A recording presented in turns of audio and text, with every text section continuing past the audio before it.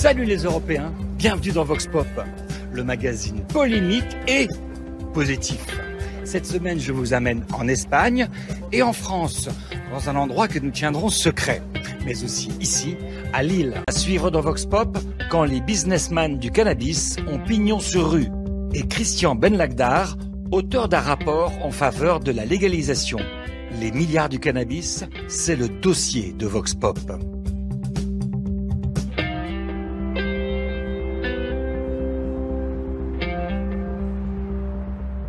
Nous ouvrons cette semaine un dossier polémique qui fait à la fois pleurer et rire, le cannabis.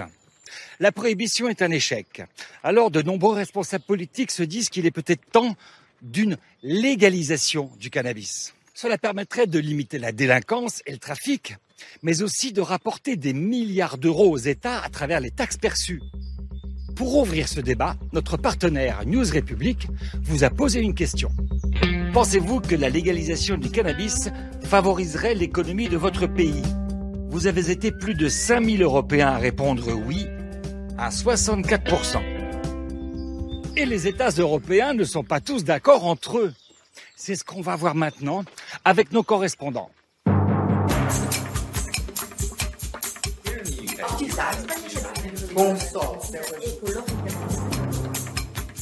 La vente de cannabis aux Pays-Bas rapporte 400 millions d'euros de taxes à l'État, alors que le nombre de coffee shops, 660 dans tout le pays, 150 à Amsterdam, ne cesse de diminuer.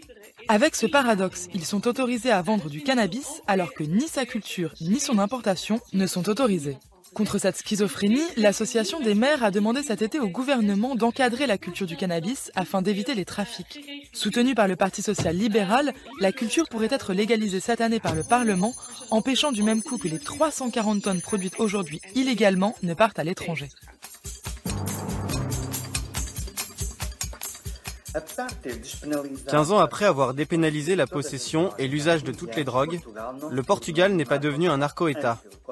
Au contraire, l'usage de stupéfiants a reculé. Si le cannabis est la drogue la plus consommée dans le pays, moins de 10% des Portugais assurent en avoir fumé dans leur vie.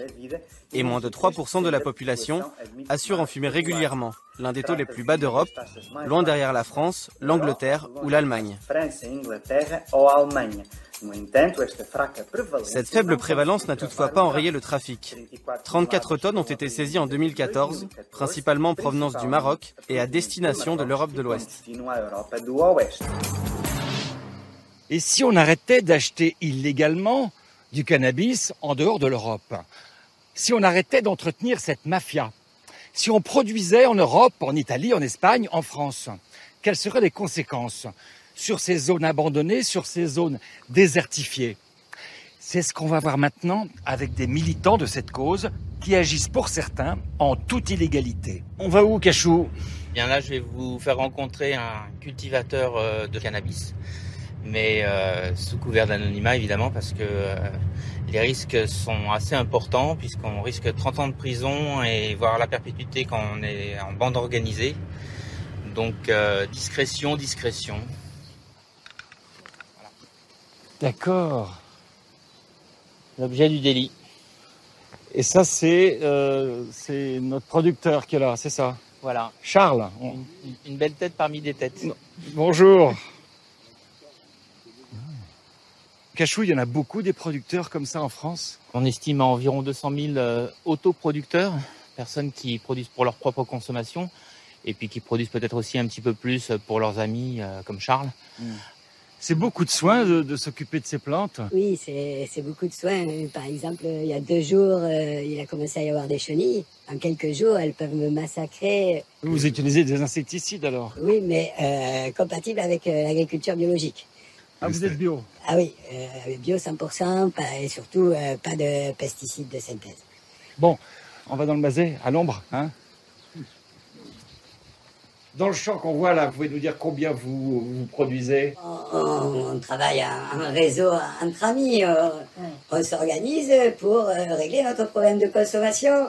Et voilà, si par exemple moi il me fallait 1 kilo pour ma consommation, aujourd'hui on peut satisfaire ce problème pour une dizaine de personnes en produisant une dizaine de kilos et on n'a plus besoin d'être en contact avec les mafias et le crime organisé. tant que ce ne sont pas eux qui viennent nous chercher et nous braquer. Ça vous est arrivé, ça? Ça m'est arrivé, oui. Et puis ils arrivent donc de nuit avec les cagoules, habillés quasiment en commando des unités spéciales de la police. Donc du coup, ils arrivent, on ne sait pas si on a affaire à la police ou voilà. Voilà, ils me l'ont dit, on vient chercher l'impôt. Voilà, donc j'aimerais plutôt payer mon impôt à l'État qui m'assure ma liberté et ma sécurité en échange. Vous pensez que c'est bon pour un pays comme la France? Ça peut nous sortir certaines personnes de la pauvreté, par exemple? Bien sûr, on a le soleil, on a la terre, et puis surtout, on a de la main-d'œuvre. On a des gens qui veulent travailler là-dedans, et qui le font déjà très très bien. Ceux qui sont déjà dans l'agriculture cannabique, mais même dans les cités, les gens qui sont les plus compétents et qui font un travail sérieux aussi, parce qu'il y en a, il n'y a pas que des voyous. Il y a des gens qu'il va falloir aussi intégrer, leur donner des licences. Ils savent ouvrir des boutiques de fringues, ils savent ouvrir des boutiques de vapoteuses, de téléphones mobiles, des kebabs. Ils sauront très bien tenir des cannabistros. D'accord, pour l'instant, on n'a pas le droit d'utiliser ça, c'est interdit. C'est un médicament aussi, voilà. Tout ça. Merci Cachou. Welcome.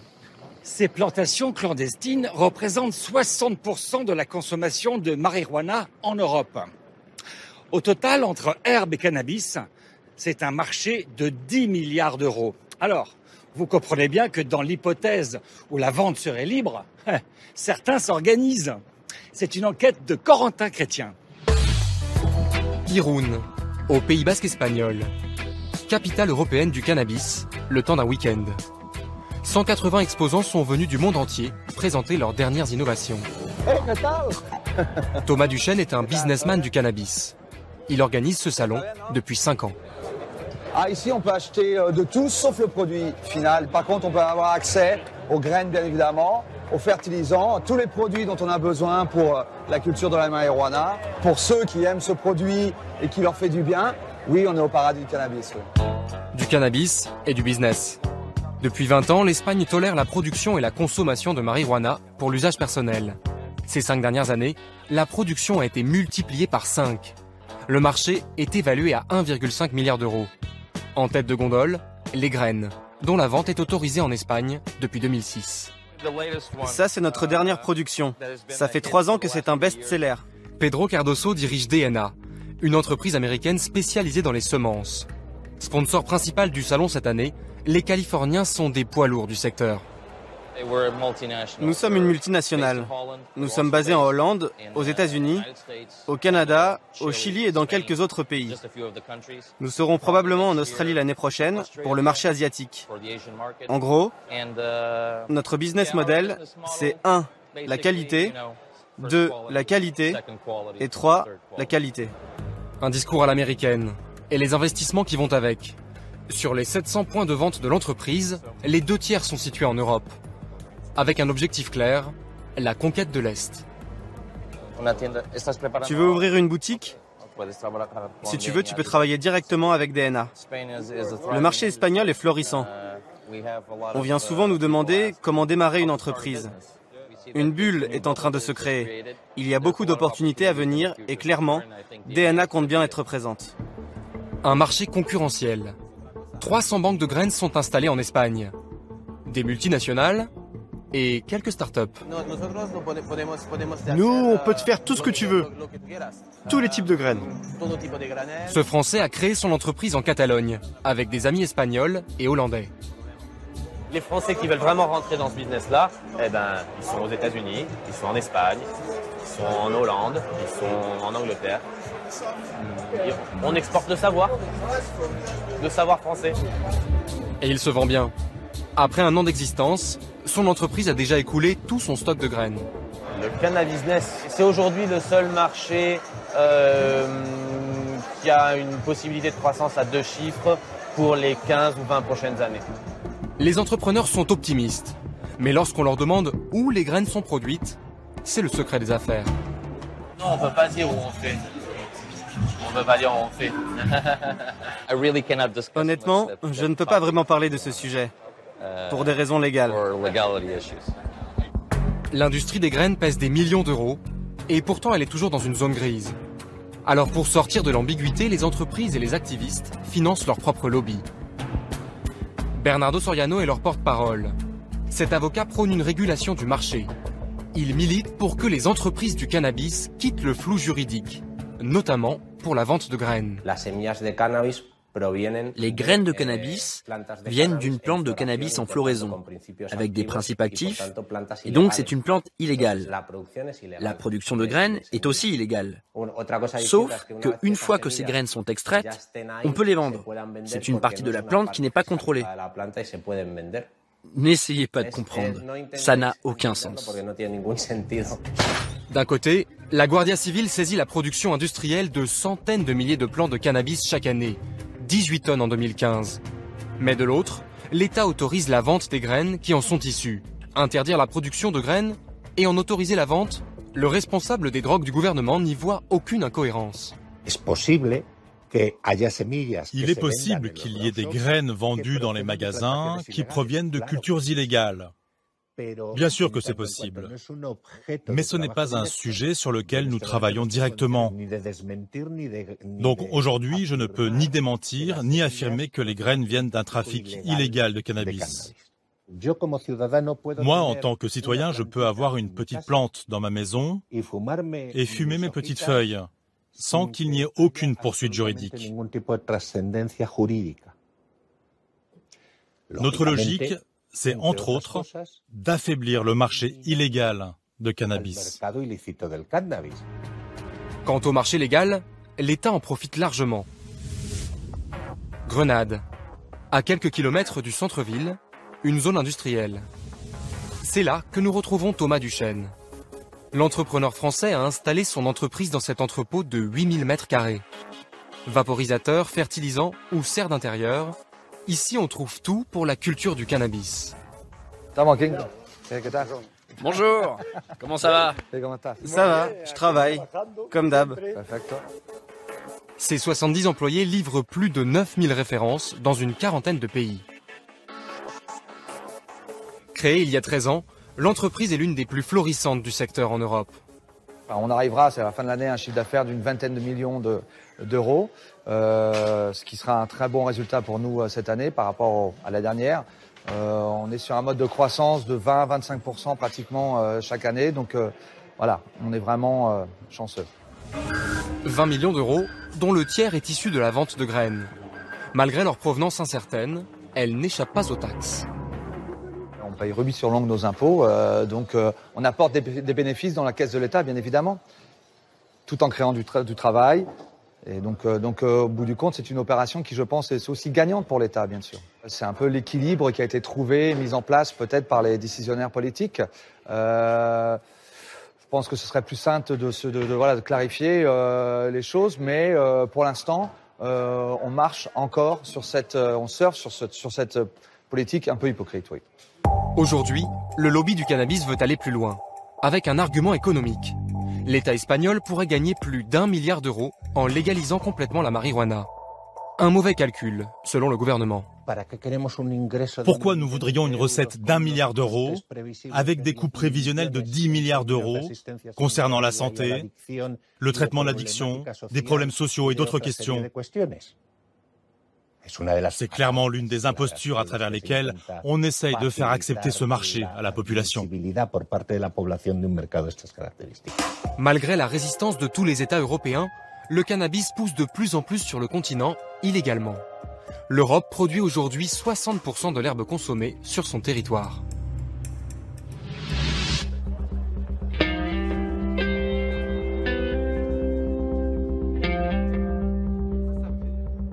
Bon, vous l'avez compris, la drogue, c'est une question d'argent.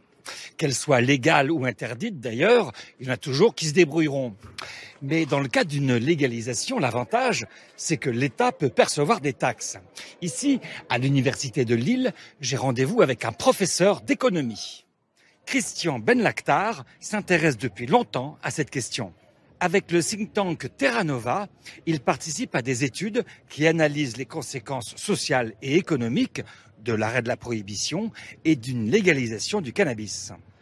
Et vous pensez qu'il faut changer les choses au niveau des lois sur les drogues en France, c'est ça? Sur les drogues. Pourquoi? Vous êtes un usager? Absolument pas. Non, absolument pas. Pourquoi il faut légaliser pour vous? En quelques mots? C'est un problème de santé publique. Oui, mais ça, donc il faut interdire. Ah non, le modèle d'interdiction, ça fait 30-40 ans qu'on l'exerce. Et l'épidémie de cannabis en particulier n'arrête pas de croître. Donc ce problème de santé publique n'a pas été réglé par la prohibition. Il faut changer de modèle. Et ça augmente. Quels sont les derniers chiffres en France ? Entre 2010 et 2014, on a gagné 17% d'usagers quotidiens. On est passé à 700 000. 700 000 Français qui consomment tous les jours. Tous les jours du cannabis. D'accord. En Europe, les choses bougent, dans le monde aussi. Les États-Unis, quelques États ont légalisé. Le Canada annonce qu'il va le faire. Quel pays en Europe est, à votre avis, un modèle aujourd'hui ? Alors, un modèle intéressant, c'est le Portugal, finalement, qui a dépénalisé la possession et l'usage de toute drogue. Oui, de toutes les drogues. Ouais, alors, sous certaines conditions, évidemment, que les quantités détenues soient petites et que, dans le cas inverse, eh bien, l'individu soit conduit plutôt vers le versant sanitaire. Voir s'il est dépendant, voir s'il a des problèmes liés à sa consommation de drogue, mais absolument pas vers le tribunal et la prison. L'attitude du Portugal me semble la bonne, l'attitude d'une légalisation totale me semble aussi la bonne. J'attends de voir le modèle canadien qui va émerger. Le modèle américain de certains États américains est intéressant, mais va peut-être trop loin à mon sens. Alors, il va dans le sens d'une étude de Terra Nova de 2014, à laquelle vous avez participé, d'une libéralisation totale du marché. C'est à l'américaine. On légalise. Pourquoi ? Parce que ça va rapporter de l'argent à l'État. Et donc, il y a concurrence, le prix baisse. Et effectivement, la consommation augmente. Ça, pour vous, c'est une bonne façon de voir les choses ? Non, c'est pas tout à fait ça. Il faut le lire sur l'État reprend via une légalisation, la main sur le prix du cannabis. Et à travers le prix, on comprend toutes les régulations possibles, inimaginables sur la publicité, l'interdiction de vente aux mineurs, etc., etc., etc. Alors oui, dans un premier temps, il faudrait faire concurrence au marché criminel, donc avoir un prix compétitif par rapport à eux, si on veut les assécher. Mais dans un second temps... Ah oui, au début, on baisse bien le sûr, prix bien sûr. Sinon, d'autorité, c'est ça ? Oui, mais comme ça, les consommateurs ne seront plus incités à aller sur le marché noir, mais plutôt à se diriger vers le marché légal. Une fois que ce marché criminel est asséché, eh bien, on réaugmente, on impose des taxes et on essaye de contrôler ces prévalences qui n'arrêtent pas d'augmenter depuis 40 ans. Parce que dans votre étude, montre que si on baisse le prix, on augmente la consommation. On augmente la consommation. Produit qui reste dangereux. Absolument. Mais on génère des recettes fiscales permettant des politiques de prévention de l'usage de cannabis, voire de réduction des risques. Chose qui n'est absolument pas faite en France à l'heure actuelle. En France, on dépense à peu près 500 millions d'euros pour la lutte contre la toxicomanie, contre le trafic. Et chaque arrestation coûte 3 000 euros. À peu près. Donc on est à 300 millions d'euros pour l'arrestation de 100 000 personnes. En simple usage de cannabis. En simple usage de cannabis. Absolument. Donc c'est du gaspillage de ressources publiques. Voilà, ça c'est votre logique, je comprends. Voilà. Alors, poursuivons cette logique économique. Poursuivons cette logique. Légalisons. Le marché, ça sèche. Je ne suis pas naïf, il restera une frange criminelle certainement. Les ressources policières seront certainement plus efficaces sur une infime partie du marché plutôt que sur le marché entier. Donc, on redonne de l'efficacité à nos forces de police et peut-être que ces forces de police, on leur dégage du temps pour la cocaïne, le terrorisme ou autre chose. Ensuite, il y a cette notion importante, et je parle à l'économiste là, c'est-à-dire que l'État taxe en fait, c'est ça, et récupère de l'argent, de la TVA. Par exemple. Et ça, vous l'avez chiffré à combien ? On l'avait chiffré entre 1 et 1,4 milliard d'euros annuels. De rentrée fiscale. De rentrée fiscale. D'accord. Les conséquences sont importantes là du coup. Un quartier qui vit là-dessus, des familles qui vivent là-dessus. C'est l'argument, c'est un des arguments qui a été avancé par les détracteurs d'une légalisation. Mais de quoi vont vivre nos quartiers ?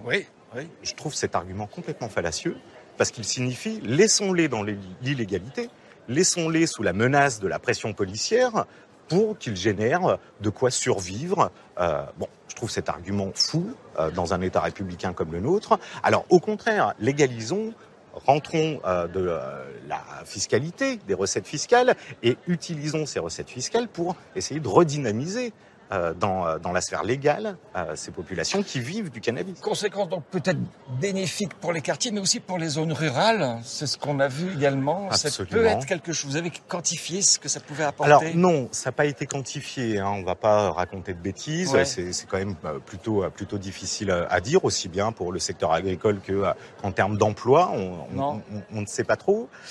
Par contre, ce qu'on a observé avec Terra Nova récemment, c'est qu'on avait légalisé en France un comportement potentiellement fortement addictif et que c'est passé comme une lettre à la poste. C'est-à-dire ? En 2010, on a légalisé les jeux d'argent et de hasard en ligne. Et ça vous a inspiré pour votre nouvelle étude. Absolument. Concrètement, ça pourrait être quoi ? Concrètement, c'est une autorité qui délivre des licences, des agréments à qui veut ouvrir un cannabistro ou ouvrir un cannabis social club ou cultiver quelques plants autorisés chez lui. C'est aussi une autorité qui pourrait poser des chartes sur la qualité, sur la réduction des risques, sur les messages de prévention à délivrer auprès des consommateurs. Donc, cette autorité indépendante administrative aurait les moyens de mettre en place des politiques préventives, des politiques de réduction des risques qui contrebalanceraient l'augmentation des prévalences. L'important, c'est de diminuer les usagers quotidiens. C'est chez eux que se concentrent les problèmes socio-sanitaires. L'usage occasionnel peut créer quelques problèmes, je l'accorde, mais pas tant que ça. Oui, et le produit aujourd'hui a beaucoup évolué. Le pétard de ma jeunesse, qui nous faisait un petit peu rêver, est devenu, au niveau du THC, le principe actif, quelque chose de beaucoup plus élevé, voire même dangereux. La concurrence sur le produit fait qu'on va vouloir encore plus. Les industries vont investir pour avoir le plus fort produit. On est dans un système, à l'heure actuelle, où les jeunes s'intoxiquent massivement. La légalisation ne pourra pas faire pire. Elle pourra certainement faire mieux. D'accord. Monsieur Christian Beck-Gladard, merci encore. Merci beaucoup. Aucune société humaine n'a jamais fonctionné sans drogue ou alcool. C'est un fait historique. La prohibition a toujours été un échec. C'est un autre fait historique. Vox Pop s'est terminé à la télévision, mais la discussion continue sur Internet. Je vous embrasse, les 507 millions d'Européens et d'Européennes. Et aujourd'hui, j'embrasse particulièrement les jeunes. Sortez couverts et faites attention à ce que vous prenez. À bientôt.